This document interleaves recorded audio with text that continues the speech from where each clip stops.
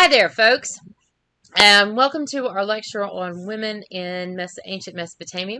We're going to talk about women in religion and religious ideas about women, and we're going to look at daily life of women, and some of the legal questions, as well as some of the significant women of ancient Egypt, ancient Mesopotamia. Now, some of you have not really dealt with Mesopotamia in a while, so here's the basics.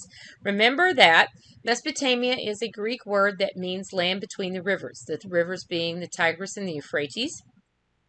And the entire area that is fertile, that's between the rivers and kind of just around them, is about 45,000 square miles, which is roughly the size of Pennsylvania. Sumer and Akkad are regions to the south here. You can see them down here in the orange. The Sumer is the orange here. Akkad is going to be the green, which eventually is going to cover most of this area. Which will dominate a lot of life until around 1700, when the dominant portions of life shift northward to the old kingdom of Babylon. Cities are going to rise and fall. And most of the primary political unit here is the city-state, an independent political entity that's surrounded by city walls. These cities rise and fall multiple times. Regions rise and fall multiple times. You're going to see Akkadians. You're going to see the Babylons. You're going to see the Babylonians. You're going to see Sumerians. You're going to see Assyrians. You're going to see Persians. All of these are going to be different empires in this area depending upon when you're talking about. Uruk, Mari, Nippur, Shamash, Lagash. All of these areas are going to have multiple eras when they're going to be in charge. Each city has an old kingdom, a middle, and an end. Okay? And that's true with Babylon and Assyria. Even with Persia, Persia's going to have several different distinct periods. And each era seems to have a different dynasty with it, meaning different. The Amorites and the Kassites, which are different peoples, will be ruling in Babylon at different points. And we'll see this as we go. Old Babylon is Hammurabi in the 1750s BC, and you're going to be reading Hammurabi's law code. We'll see common religions, ideas, and common pantheon, various gods who will be in all of these areas. And the law codes can provide a perimeter of existence. They provide the boundaries of how things operate. There will be entire sections of law codes that are going to be devoted to women in each of these societies. Sometimes it's going to be talking about marriage. Sometimes it's going to be talking about childbearing. Sometimes about adultery. Sometimes divorce. Lots of different issues that are going to be involved. One of the things to make certain that you're looking for as you look into these law codes is look for the agency of women. What do they do? How do they control and shape their own lives? Despite whatever boundaries have been put on them, how are they agents of change and economics and just daily life? We're going to see some things that come from records and letters and poetry. Women's voices still do exist from this period.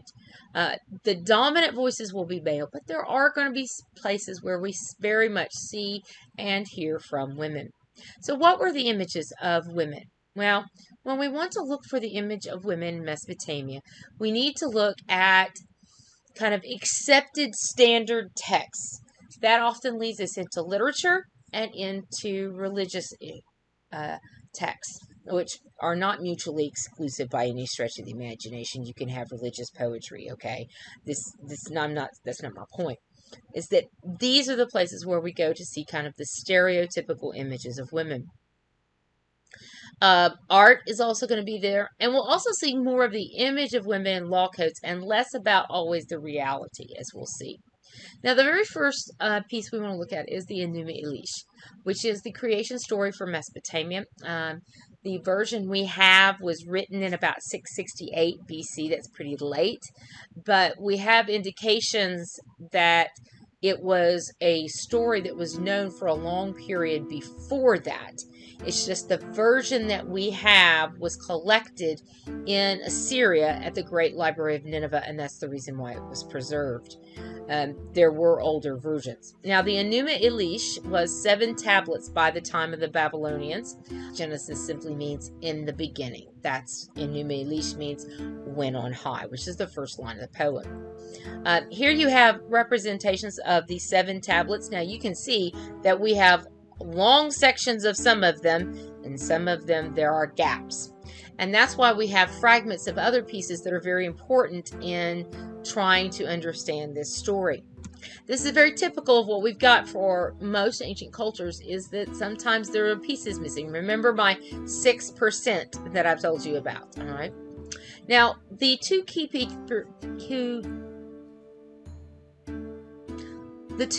deities initially in this story are Apsu, the god of fresh water, and Tiamat, the goddess of salt water. Now, the trouble is here we already have a delineation that the male god is going to be the side of something that's necessary. Salt, fresh water. Fresh water was necessary to drink and to live. Salt water is really kind of the enemy of both crops and life to many ways. And so that's already from the get-go going to be here. Now, Tiamat is eventually in the story going to represent chaos. And Tiamut is the mother of chaos. Was this a mother goddess? Maybe. And there's certainly people who like to represent her as kind of this primordial mother goddess figure who then is defeated in battle. But the trouble with that image is that Tiamat already represents something that they don't want: salt water. She is the mother of chaos, which is not a good thing. Particularly if you live in a rural society, you don't need chaos. That messes up your life and complicates your life.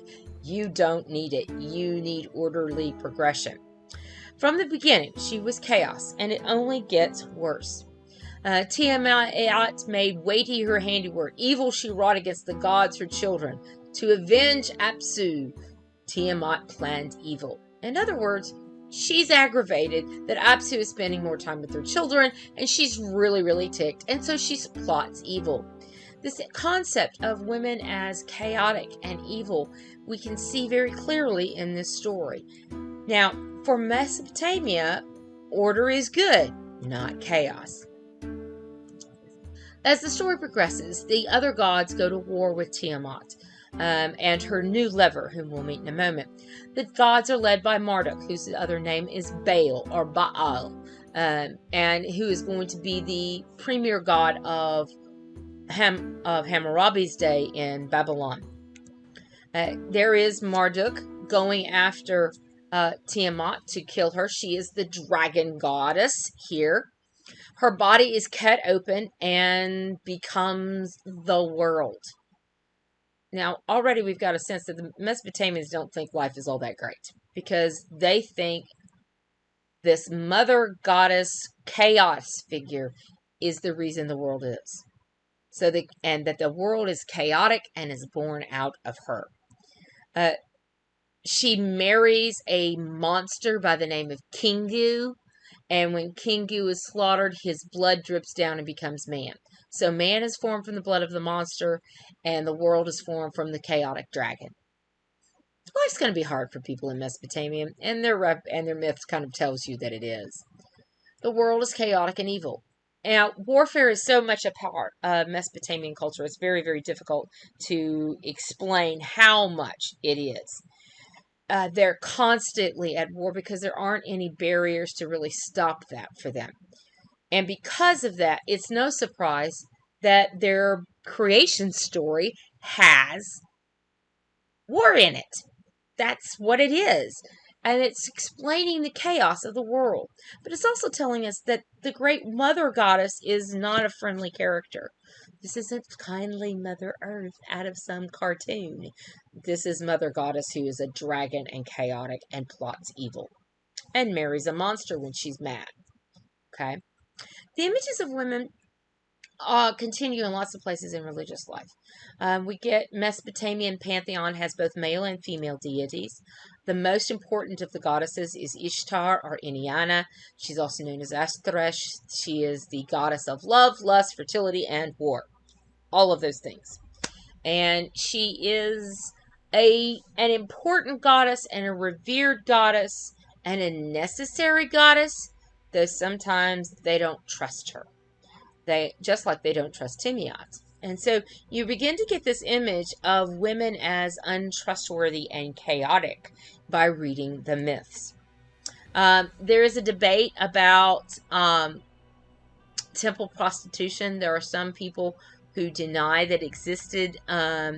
Others say that this particular symbol that we see of the woman holding her breasts out is very indicative of temple prostitution, and there are a lot of scholars and archaeologists who just very much say that no, temple prostitution did exist. Now, who was Inanna? Who was Ishtar? And you'll hear both names used alternatively. There are a couple of myths that talk about her. One is Ishtar's descent into the netherworld. Ishtar is going to get married. She's going to marry a shepherd, and her envious sister. In the story that you see here on this tablet, this is Ishtar's descent into the netherworld. Her sister Erishkadal, who is the goddess of death and sterility, and whose mate is a eunuch, steals Ishtar's mate, and Ishtar goes into the netherworld to go and get her mate back.